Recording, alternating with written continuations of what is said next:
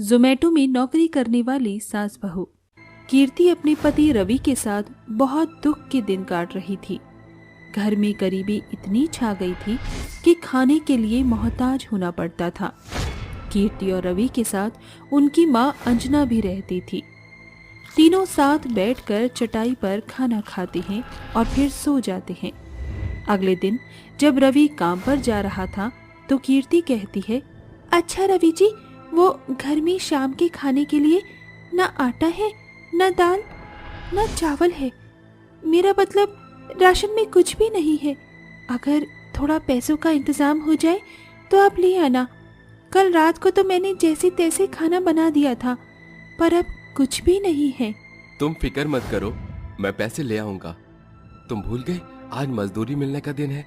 आज मैं पैसे लगाऊंगा तो तुम राशन खरीद लेना। अरे मेरी तो ध्यान से निकल गया था कि आज तनख्वाह मिलने वाली है आपको। अरे वाह, मेरा बेटा पैसे लाएगा तो मेरा बहुत मन है कि मैं खीर खाऊं। अरे चिंता मत करो माँ, घर में इतनी तंगी थी कि मैं आपको मनपसंद चीजें भी नहीं खिला पाता था, पर आज आपको बहुत सारे पैसे दूंगा। चलता हूँ। जल्दी आना रवि जी। ये कहते ही रवि चला जाता है। शाम को उसे फैक्ट्री से पैसे मिल जाते हैं तो रवि पैसों को गिन रहा होता है। इतने सारे पैसे कितने समय बाद देखने को मिल रहे हैं। इतनी मेहनत से काम जो किया था, अब घर जाकर कीर्ति और माँ को पैसे दे देता हूँ। रवि ये पैसे अपनी जेब में रखता है और निकल जाता है कि तभी दो गुंडे उसके हाथों में बहुत सारे पैसे देख लेते हैं और उसका पीछा करने लगते हैं। सुनसान जगह आते ही वो उसके सामने चाकू रखकर कहते हैं, ए चिरकुट, तेरी जेब में जितने भी पैसे हैं ना, सब निकाल कर मेरी हथेली पर रख दे, वरना जान से जाएगा। अरे जल्दी कर बिडू, अपने पास टाइम नहीं है। और घूर क्या रहा है, पैसे निकाल। अरे गहरे नत्थु गहरे, गुंडों से डरकर मैं पैसे निकाल दूंगा तो भूल जाओ, ऐसा कुछ नहीं करूंगा। अच्छे खासे मोटे गैंडे हो, खुद कमाया नहीं जाता तुमसे। तेरी इतनी हिम्मत, तूने हमें ऐसा जवाब दिया, अब दे तू जुगनू फोड़ दे से। ये कहते ही वो गुंडा रवि को मारने लगता है। रवि अपने आप को बचाता है, उनसे लड़ता है। दोनों गुंडे रवि को मारने लगते हैं और उसके सर पर भारी पत्थर भी मारते हैं। अबे अभी भी वक्त है, जल्दी से पैसे दे दे वरना जान से जाएगा। जो तुम्हें करना है कर लो, पैसे नहीं दूंगा। मेरा परिवार मेरा इंतजार कर रहा है, घर में खाने को कुछ नहीं है। मैं ये पैसे तुम्हें हरगिज नहीं दूंगा। अब तो गया, तूने गलत पंगा ले लिया। एक गुंडा रवि को चाकू मार देता है। जैसे ही पैसे छीनने वाले होते हैं वो लोग कि इतने में पुलिस आ जाती है और वो दोनों चोर भाग जाते हैं। तभी पुलिस कहती है, ओहो, इतना खून बह रहा है, हवलदार एम्बुलेंस को कॉल करो। सर, पहले मुझे मेरे परिवार के पास ले जाइए, जल्दी कीजिए, मेरे पास वक्त नहीं है। ये कहते ही पुलिस जल्दी से रवि को उसके घर ले जाते हैं। तब तक रवि दम तोड़ देता है। उसकी ये दशा देखकर कीर्ति और अंजना टूट जाते हैं और उसकी बंद मुट्ठी को खोलकर कहते हैं, ये क्या हुआ आपको रवि जी, ये क्या हुआ? लगता है इन्हीं पैसों को बचाने के लिए आपने अपनी जान दे दी। इंस्पेक्टर साहब, क्या हुआ है मेरे बच्चे के साथ, कुछ तो बताइए। जब तक हम आए तब तक आपके बेटे को दो गुंडे चाकू मारकर चले गए। शायद वो उनसे पैसा छीनना चाहते थे। जो पैसे इनकी मुट्ठी में हैं, अभी तक हैं। आपके लिए उन्होंने कहा था कि वो आपके पास आना चाहते हैं, ना कि हॉस्पिटल जाना चाहते हैं। क्यों रवि, क्यों मुझे छोड़कर चले गए? आपने कहा था ना, हम दोनों आपके बिना नहीं रह सकते रवि। 2 हफ्ते बीत जाते हैं। इतने दिन वो रवि के पैसों से खर्चा चला लेती हैं, मगर अब सास बहू क्या करने वाली थी? आखिर उनका घर का खर्चा अब कैसे चलता? जानने के लिए कहानी में आगे बढ़ते हैं। पैसे खत्म हो गए थे, खाने के लिए कुछ भी नहीं था, तो सामने की पड़ोसन श्रद्धा अपनी श्रद्धा से उन्हें खाना खिला दिया करती थी। फिर एक दिन वो आकर बोली, अरे यार, मैंने आज ज्यादा खाना नहीं बनाया है तो मैं तुझे खाना नहीं खिला पाऊंगी, लेकिन मैंने तेरे लिए जोमेटो से ऑर्डर कर दिया है, वो खाना लेकर आता ही होगा। ये जोमेटो क्या होता है? जोमेटो एक कंपनी या ऐप मान ले जो 30 मिनट के अंदर हमें घर तक खाना पहुंचा देती है। पैसे मैंने दे दिए हैं, तू बस ले लियो खाना। श्रद्धा के नाम का बिल होगा। अच्छा, ये तो बहुत बढ़िया काम है। अच्छा, अब मैं चलती हूँ। ये कहकर श्रद्धा चली जाती है। तभी 5 मिनट बाद जोमेटो वाला आता है और कहता है, एक्सक्यूज मी मैडम, क्या A/9 यही घर है? श्रद्धा नाम का खाने का बिल है। जी यही है। ये लीजिए मैम, आपका खाना। Have a nice day. अरे बेटा रुको, कुछ पूछना था, क्या बता सकते हो? जी बोलिए। बेटा ये काम कैसा है, कितना मिल जाता है? माँ जी, काम तो अच्छा है, 10,000 के करीब कमा लेता हूँ। बस दिन भर लोगों को टाइम पर खाना पहुँचाना होता है अपनी बाइक या स्कूटी से। काम तो बढ़िया है, कौन कौन कर सकता है? हाँ, आप भी कर सकते हो, बस ये जोमेटो की यूनिफॉर्म पहननी होती है। ये तो बहुत अच्छी नौकरी है बेटा, हमारी मदद कर दो, हम तुम्हारे आगे हाथ जोड़ते हैं, हमें भी ऐसी नौकरी दिलवा दो। अरे माताजी, आप ये कैसी बातें कर रही हैं? प्लीज बेटा, हमारी मदद कर दो। ठीक है आंटी, मैं बात करता हूँ। ये कहकर वो लड़का चला जाता है और वो कीर्ति के लिए बात कर लेता है। तो कीर्ति खाना डिलीवर करने के लिए अपने पति की पुरानी स्कूटी को ठीक करवा कर जोमेटो ड्रेस पहनकर खाना डिलीवर करने लगती है। रेस्टोरेंट में बॉस कहता है, कीर्ति, इस एड्रेस पर खाना डिलीवर करके आओ 30 मिनट के अंदर। जी सर। ये कहकर वो खाना लेकर चली जाती है, मगर बीच रास्ते में उसकी स्कूटी रुक जाती है और लोकेशन देखकर वो कहती है, ओहो, अभी तो 20 मिनट दूर हूँ मैं। अगर खाना टाइम पर नहीं पहुँच पाया तो गड़बड़ हो जाएगी और ये नौकरी मेरे हाथ से चली जाएगी। ऐसा मैं होने नहीं दे सकती। ऐसा करती हूँ, गाड़ी मैं पास वाली दुकान पर छोड़ देती हूँ। भैया, मैं आपके पास अभी आ रही हूँ, आप मेरी स्कूटी रख लीजिए, बस थोड़ी देर के लिए ही सही। ठीक है मैडम। कीर्ति अपनी स्कूटी दुकान पर छोड़कर भागते हुए उस एड्रेस पर पहुंचती है और बेल बजाकर कहती है, एक्सक्यूज मी मैडम, रोहिणी विहार A62 यही है आपका ऑर्डर? हाँ जी, मेरा ही ऑर्डर है, ये लीजिए पैसे। Thanks ma'am for ordering Zomato. हर जगह डिलीवरी करने के बाद कीर्ति अपने घर जाती है। तभी अंजना कहती है, अरे बहू, ले पानी पी। बहू, तूने मुझे क्यों नहीं करने दिया जोमेटो पर काम? मैं भी करना चाहती हूँ, तेरी सास में अभी जान है। मुझे स्कूटी चलानी भी आती है, पता है ना? हाँ माँ जी, मुझे पता है। मैं सोच रही हूँ कुछ महीनों बाद एक स्कूटी खरीद लूँ, पैसे जोड़कर, जिससे हम दोनों जोमेटो पर जाया करेंगी। ठीक है बहू। वक्त बीतता है।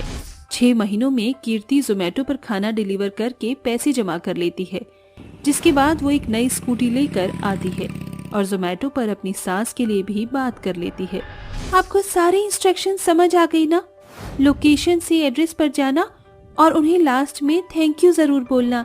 हाँ हाँ बेटा, मैं समझ गई। ये कहने के बाद दोनों सास बहू जोमेटो का खाना घर घर जाकर डिलीवर करती हैं। तभी अंजना एक घर पर पहुंचती है। जी सुनिए, नील मुकेश आपका ही नाम है? हाँ जी आंटी, ये दही बड़ा मेरा ही ऑर्डर है ना? हाँ, ये लो बेटा। इस उम्र में आप खाना डिलीवर क्यों कर रही हैं? मजबूरी है बेटा, करना ही पड़ता है। तो सोचो, जोमेटो पर ही सास बहू नौकरी कर ले, कितना अच्छा है। मेरी बहू भी खाना डिलीवर करती है। जब भी खाना मंगाना हो, जोमेटो पर कॉल करना। जरूर आंटी, वैसे आप बहुत बहादुर हैं। बेटा चलती हूँ, कहीं और भी खाना डिलीवर करना है। इस तरह से दोनों सास बहू हर घर जाकर जोमेटो का खाना डिलीवर करती हैं। इससे उन्हें प्रमोशन मिलता है और उनके घर की स्थिति पहले से बेहतर हो जाती है। 2 बहुओं में पति का बंटवारा। वो शनिवार की सांझ थी जब अनिल देर रात दफ्तर से थका मांदा घर लौटता है, जहां उसकी 2 पत्नियां थी। जी हाँ, एकदम सही सुना आपने।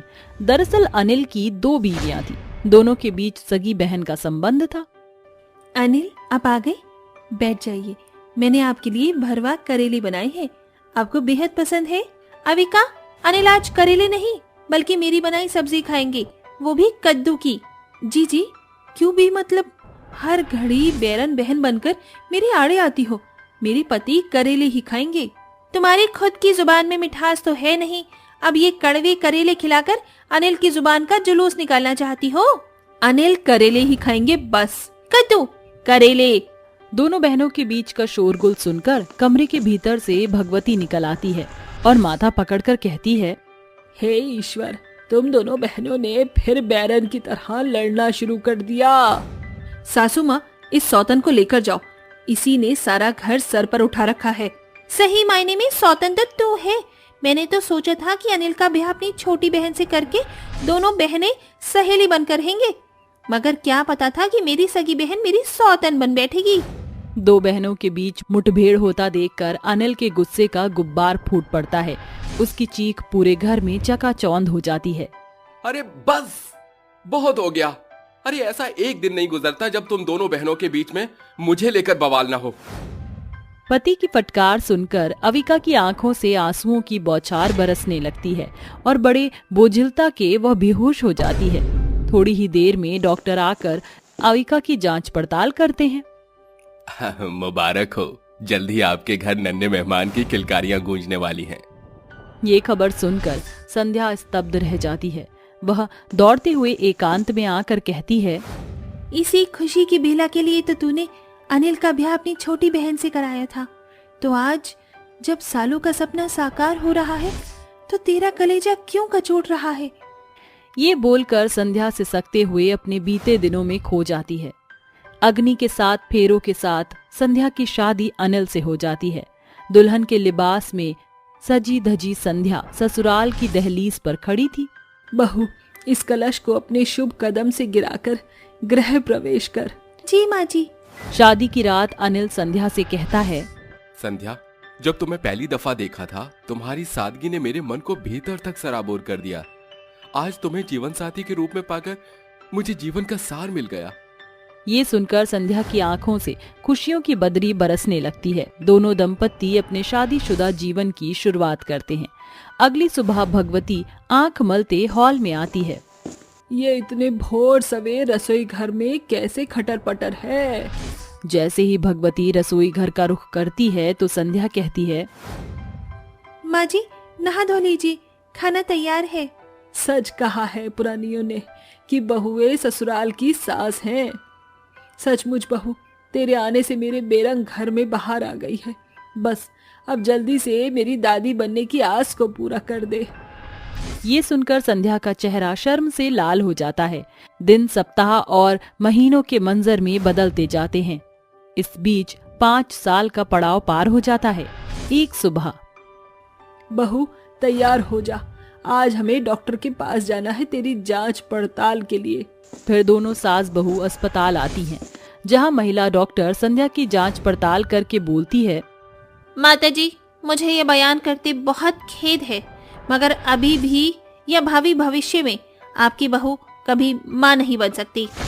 दुखद खबर के साथ दोनों सास बहू घर आईं। एक सप्ताह बाद भगवती संध्या से कहती है, बहू, डॉक्टर के शोध से ये साफ हो चुका है कि तू माँ नहीं बन सकती। अनिल का दूजा ब्याह न हुआ तो इस खानदान का नाम मेरे बेटे के साथ बुझ जाएगा। माँ जी, इस घर की पीढ़ी बढ़ेगी। मैं अनिल का ब्याह अपनी बहन से कराऊंगी। उसी पलछिन अनिल दरवाजे से दस्तक देता है। संध्या, ये कैसी बहकी बहकी बातें कर रही हो? मैं तुम्हारी बहन से ब्याह नहीं करूंगा। अनिल, मेरी बात मान लीजिए। मेरी बहन ब्याह कर आएगी तो हम बहनों के बीच सौतन नहीं बल्कि सहेलियों की साझेदारी होगी। मेरे कोख को बांझपन का दीमक लग चुका है। इस घर का वंश आपके ब्याह पर टिका है। अनिल संध्या की बात मानकर अविका से ब्याह कर लेता है। संध्या अविका को समझाते हुए कहती है, अविका, अनिल से तुम्हारे ब्याह के साथ हम बहनों का नाता बदल गया है, मगर हम बहनें सौतन नहीं सहेली बनकर रहेंगी। इस तरह दोनों बहनें बतौर एक ही शख्स की बीवी बन बैठती हैं। कुछ दिन बाद, अविका, नाश्ता रेडी है ना? हाँ अनिल, ये रहा आपका ब्रेकफास्ट। अविका, ऐसा भी कौन सा काला जादू कर दिया तुमने जो आजकल अनिल मुझे एक नजर देखते भी नहीं? पहले मेरे पति की जुबान मुझे पुकारते नहीं थकती थी।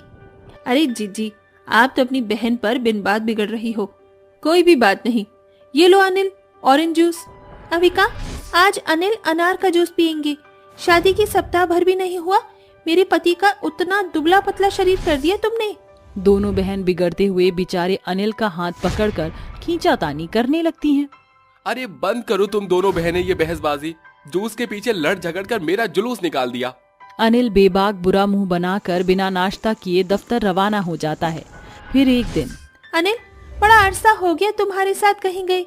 आज संडे है, मैं तुम्हारे साथ सुनहरा समय बिताना चाहती हूँ। ठीक है संध्या, तैयार हो जाओ। अनिल फौरन हामी भर देता है।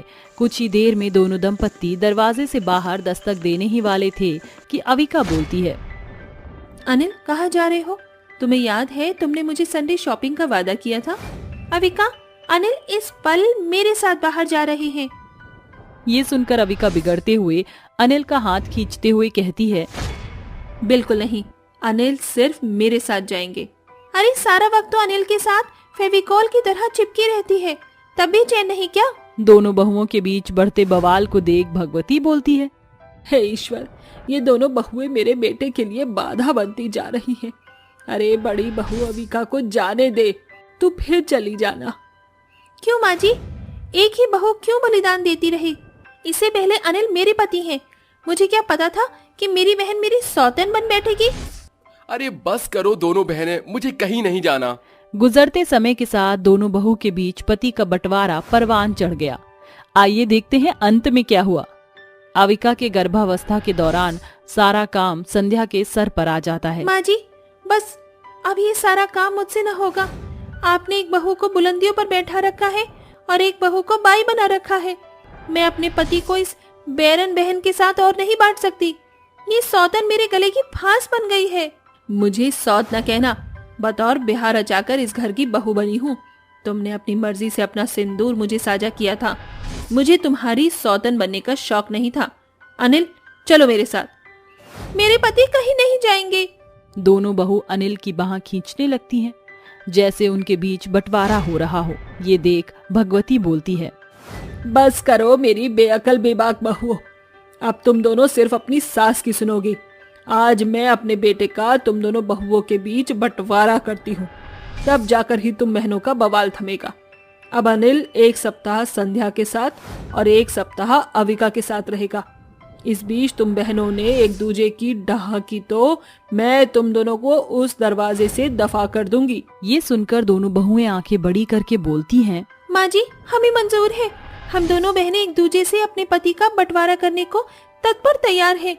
हाँ माँ जी। इसके बाद अनिल सुकून भरी सांस लेते हुए मन में बोलता है, शुक्र है इस बंटवारा से मैं रोजाना इन बहनों के बवाल से बाल बाल बच गया। इस तरह भगवती देवी दोनों बहुओं के बीच अपने बेटे का बंटवारा कर देती हैं, जिसके बाद दोनों सौतन से सहेली बनकर एक ही छत के नीचे खुशी खुशी रहने लगती हैं। शिव की पुजारिन बहू।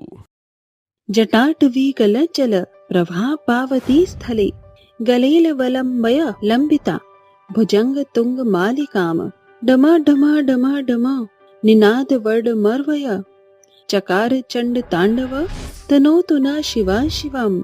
शिवांगी मंदिर में महादेव की पूजा कर रही होती है कि तभी उसका छोटा भाई करण उसके पास आता है और उससे कहता है, अरे शिवांगी, तू यहाँ पर पूजा में लीन है और वहाँ चाचा चाची तेरे लिए लड़का पसंद कर रहे हैं।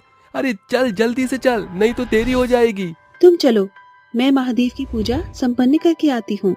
शिवांगी महादेव की पूजा करती रहती है, जिसके बाद करण वहाँ से चला जाता है। वहीं दूसरी तरफ शिवांगी के चाचा चाची उर्मिला और रतन दोनों ही बहुत ही खुशी से शिवांगी का रिश्ता एक दिग्विजय नाम के आदमी से पक्का कर देते हैं। देखिए, हमारे पास हमारी बिटिया के अलावा और कुछ भी नहीं है। हम दहेज नहीं दे सकते, केवल 2 जोड़ों में शादी करवा पाएंगे। हाँ हाँ, आप तो सेठ लोग हो। वैसे भी आप लोगों को दहेज की क्या जरूरत। अगर आपको हमारी बिटिया 2 जोड़ों में मंजूर है तो रिश्ता पक्का कीजिए। ओहो भाई साहब, ये कैसी बात कर रहे हो आप? हमें आपके घर से एक कील भी नहीं चाहिए। ऊपर वाले की दुआ से दौलत है, शोहरत है। हमें किसी भी चीज की जरूरत नहीं है, केवल एक संस्कारी बहू ही चाहिए। रतन जी, आपकी बिटिया कहाँ है? कहीं दिख नहीं रही। तभी शिवांगी घर का दरवाजा खोलकर अंदर आ जाती है।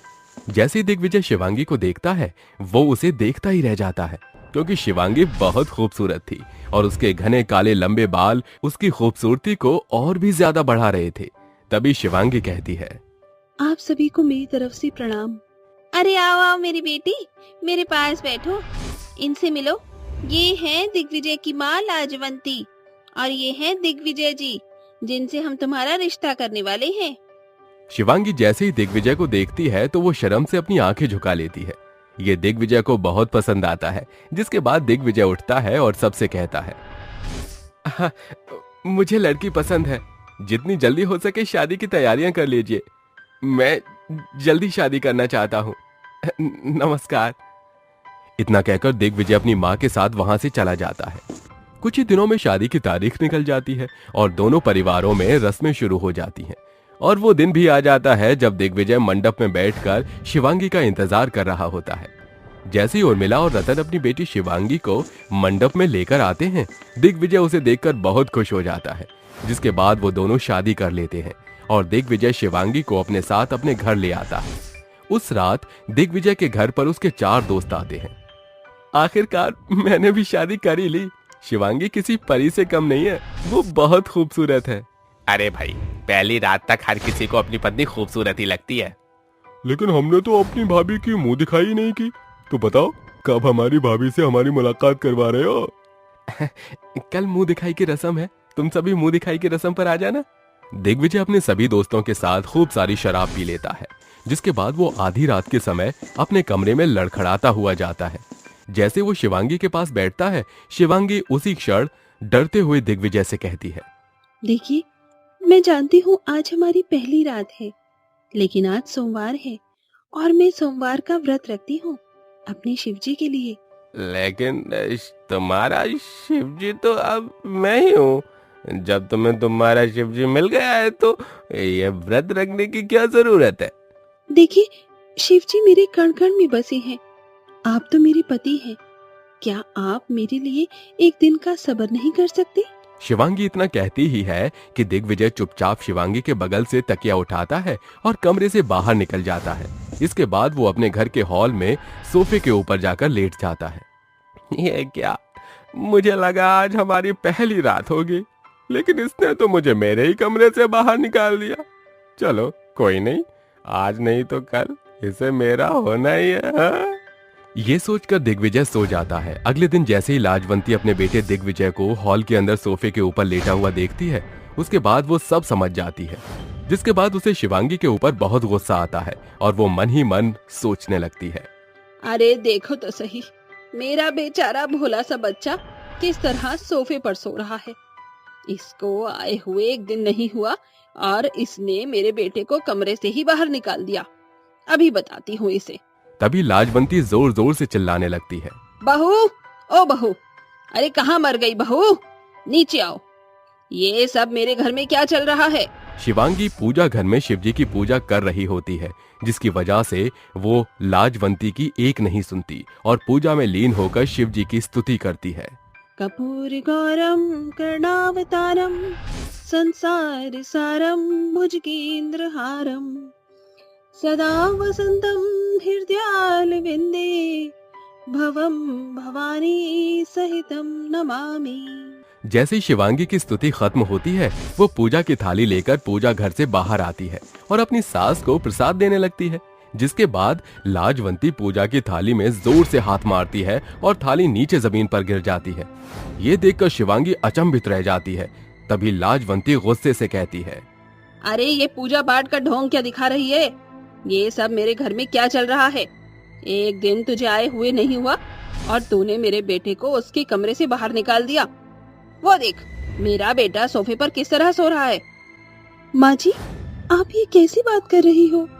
भला मैं क्यों दिग्विजय जी को उनके कमरे से बाहर निकालूंगी? वो खुद ही अपनी मर्जी से बाहर सोने गए थे। मैंने उन्हें कमरे में सोने के लिए तो मना नहीं किया था। तभी दिग्विजय नींद से जाग जाता है और अपनी माँ से कहता है, अरे माँ, इसमें इसकी कोई गलती नहीं है। कल इसका सोमवार का व्रत था, जिसकी वजह से मैं ही कमरे से बाहर चला आया था।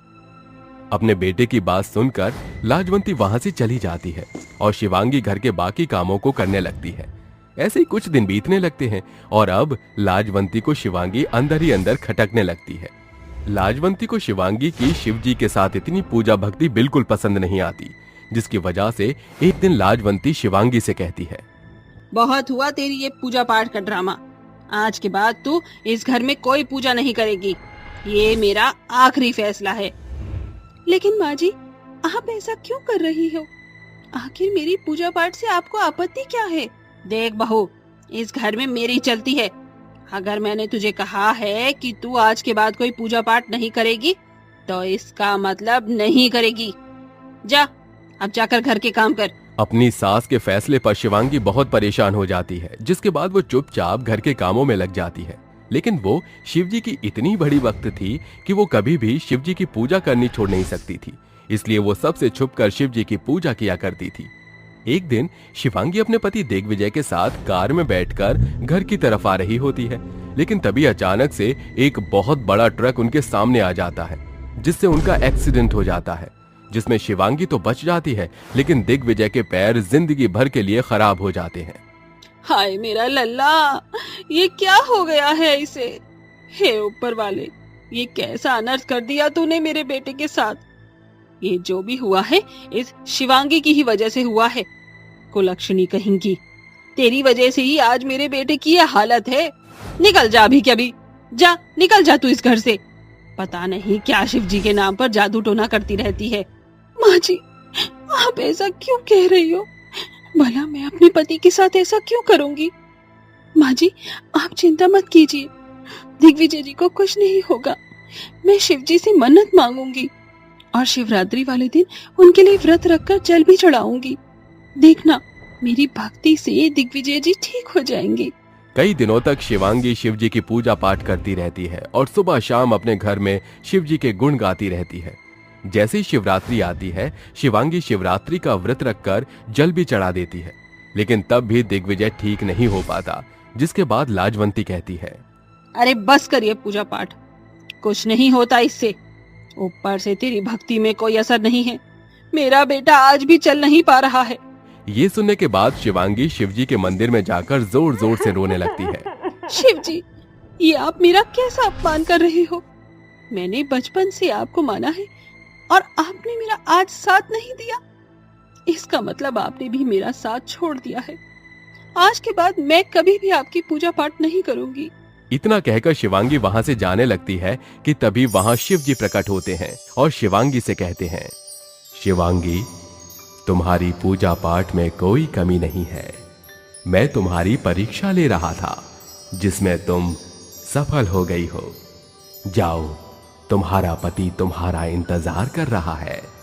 जैसे ही शिवांगी घर पर पहुंचती है, उसका पति बहुत ही आराम से चल फिर रहा होता है। तभी लाजवंती शिवांगी को गले से लगाती है और कहती है, तेरी भक्ति में शक्ति है, मुझे माफ कर दे बहू।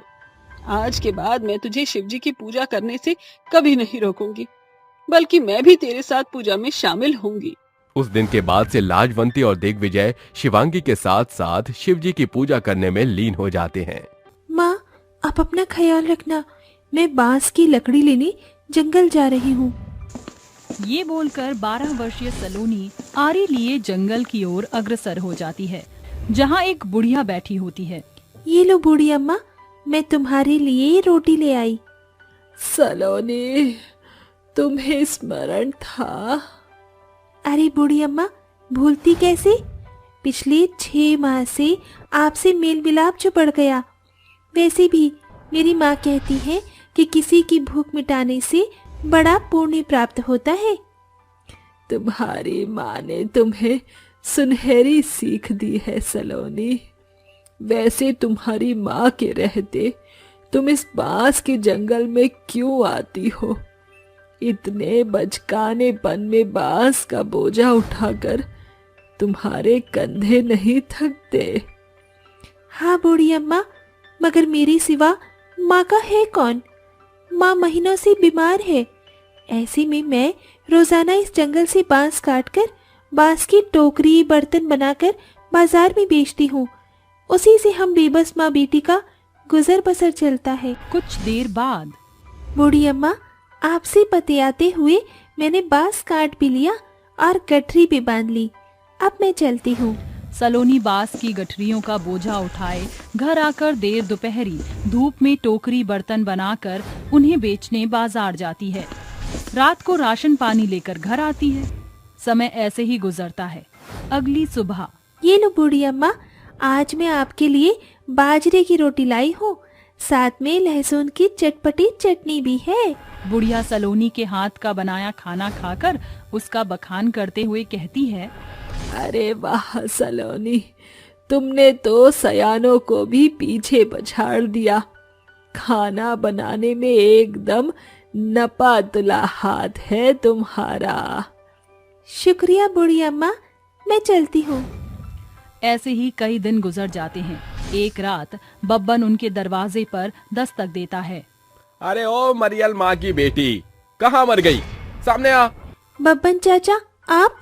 अरे छोकरिया, जाकर अपनी अम्मा को बुला, मैं बच्ची से बात नहीं करता। ममता बिस्तर से उठकर बाहर आती है। अरे आज मैं तेरी मरियल हाव भाव पर तरस नहीं खाने वाला। पिछले 6 महीने से माँ बेटी मुफ्त में मेरे घर में रह रही हो। भाड़ा क्या तुम्हारा बाप भरेगा? काका, मैं चुकाऊंगी आपका भाड़ा। नादान छोकरिया, तू चुकाएगी भाड़ा। बीते भर की है नहीं, आई बड़ी। मैं तुम दोनों माँ बेटी को अब और बर्दाश्त नहीं करूंगा। अपना झोला झमेला उठाओ और चलती बनो यहाँ से। मगर इतनी देर रात हम कहाँ जाएंगी? अरे कहीं भी डावाडोल हो, बब्बन को बख्श दो। ये बोलकर बब्बन उस माँ बेटी को घर से निकाल बाहर कर देता है। दोनों बांस के जंगल की ओर बढ़ने लगती हैं। तभी मौसम का रुख बदलता है। हे ईश्वर, इस दुनिया की भी अपनी गति अभी पकड़नी थी। बिटिया, जल्दी से पाँव बढ़ा, बरसात होने के आसार हैं। दोनों माँ बेटी बांस के जंगल की ओर बढ़ने लगती हैं। तभी रास्ते के बीचों बीच सलोनी को वही बुढ़िया मिलती है जो सलोनी को टोकते हुए बोलती है, अरे सलोनी, इतनी देर रात तुम इस बांस के जंगल में? बूढ़ी अम्मा, हम दोनों माँ बेटी बेघर हो गए हैं। इस बांस के जंगल के सिवा दूजा कोई आसरा नहीं बचा। किसी बड़े बांस के पेड़ के नीचे रात काट लेंगी। उसकी जरूरत नहीं है सलोनी, आओ मेरे साथ। दोनों माँ बेटी बुढ़िया के साथ बांस जंगल के पेड़ों के पथ को पार करके एक चौरस स्थान पर आती हैं। बूढ़ी अम्मा, ये तुम हमें बांस जंगल के बीचों बीच क्यों लाई हो? सलोनी, मैं यहाँ तुम्हारे लिए एक सुनहरा बांस घर बनाने वाली हूँ। अम्मा, हम कुछ समझे नहीं। बुढ़िया अपनी आंखें बंद करके अपने हाथों से एक ही पलछिन में एक सुंदर से सांचे का बांस घर बनाकर बोलती है, सलोनी, ममता, ये कोई साधारण बांस घर नहीं, बल्कि एक सुनहरा सोने का जादुई बांस घर है। मगर ये बांस घर तो बाकी घरों के जैसे ही साधारण है। सलोनी, जैसे ही तुम उस बांस घर से कुछ मांगोगी, ये तुम्हारे स्वर शब्द सुनकर जादुई सोने के बांस घर में बदल जाएगा। भूख के मारे मेरे पेट में कबड्डी मची हुई है। ए जादुई सोने के बांस घर, मुझे इसी समय खाने को भोजन दो। सलोनी के स्वर शब्द खत्म होते ही साधारण बांस घर सोने के सुहाने जादुई बांस घर में बदलकर अपने भीतर से 56 भोग की बौछार कर देता। ये तो सचमुच में सुनहरे बांस घर के सांचे में बदल गया। बूढ़ी अम्मा, आपने ये कैसे किया? जरूर आप कोई जादूगरनी है ना? सलोनी, समय आने पर मैं तुम्हारे सारे सवालों के जवाब दूंगी। अब मुझे जाना होगा। स्मरण रहे, इस जादुई सोने के बांस घर से कभी अपना स्वार्थ मत साधना। इस सुनहरे बांस घर का सदुपयोग करना। ये बोलकर बुढ़िया वहाँ से चल देती है। दोनों माँ बेटी सुकून से उस सुनहरे बांस घर में सो जाती हैं। अगली सुबह, माँ, मैं बांस की कटाई करने जंगल के अगले छोर में जा रही हूँ। सलोनी, जब हमारे पास जादुई सोने का बांस घर है तो तुम्हें मेहनत मजदूरी करने की क्या जरूरत है? माँ, ये बांस घर मेरे लिए सिर्फ बसेरा है। मैं इसे अपना स्वार्थ नहीं साध सकती। ये सरासर गलत होगा। मैं अपनी मेहनत के बलबूते पर आपका और अपना पेट पाल सकती हूँ। समय गुजरता है। सलोनी हर एक सुबह बांस की कटाई करके दिन भर टोकरी बर्तन बनाती और सांझ होते उन्हें बाजार में बेचने जाती। एक दिन की बात है, सलोनी बांस काट रही थी, तभी एक बूढ़ा वहाँ से रोते बिलखते गुजरता है। ठहरो बाबा, आप इतने हताश परेशान क्यों हैं? अरे क्या बताऊं बेटी, कल मेरी बेटी का ब्याह होना है, मगर मुझ गरीब बेबस बाप के पास एक पैसा भी नहीं है। पैसे की पाबंदी से कल मेरी पगड़ी उछलने से बेहतर है मैं मर जाऊं। ठहरो बाबा, मेरे पास तुम्हारी समस्या का समाधान है। सलोनी उस बाबा को लेकर अपने जादुई सोने के बांस घर के पास आती है। ए मेरे जादुई सोने के बांस घर, ये बाबा बेहद बुरे दौर से गुजर रहे हैं। इनकी बेटी के ब्याह के लिए मुझे तुम्हारी मदद चाहिए। सलोनी की निश्वर्त मांग सुनकर जादुई सोने का बांस घर सुनहरे चमक से सराबोर होकर सोने के बड़े बांस घर के सांचे में ढलकर अपने भीतर से सोने के सैकड़ों सिक्के, जेवर और पैसे की भरमार करता है। ये लीजिए बाबा, इसे आप बतौर बड़े धूमधाम से अपनी बेटी का ब्याह कर पाएंगे। एकाएक तेजोमय प्रकाशमान के साथ बूढ़े बाबा बतौर उस बुढ़िया में बदल जाते हैं। अरे बूढ़ी अम्मा, तुम? हाँ सलोनी, मैं तुम्हें परख रही थी कि तुमने मेरे बोल को अपने हृदय की पट्टियों पर लिख लिया है या नहीं। जादुई सोने के बांस घर के होने के बावजूद तुमने उससे अपना स्वार्थ नहीं साधा, खरी उतरी हो। अब मैं तुम्हें अपना पुख्ता परिचय जाहिर करती हूँ। ये बोलकर बुढ़िया एक जादुई परी में बदल जाती है। सर पर सुनहरा ताज, हाथों में जादुई छड़ी, ये पहरावा तो परी का होता है।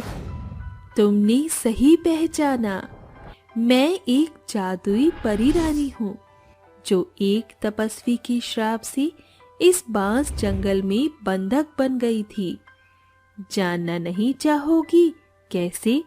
हाँ तो सुनो।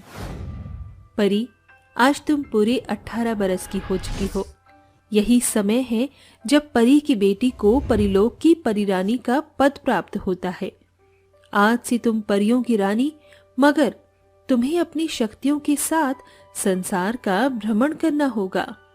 परी अपने लोक को पार करके संसार में आती है। अरे ये बांस वृक्ष का जंगल तो बड़ा रोचक है, क्यों ना मैं यहाँ अपनी शक्तियाँ साधूं?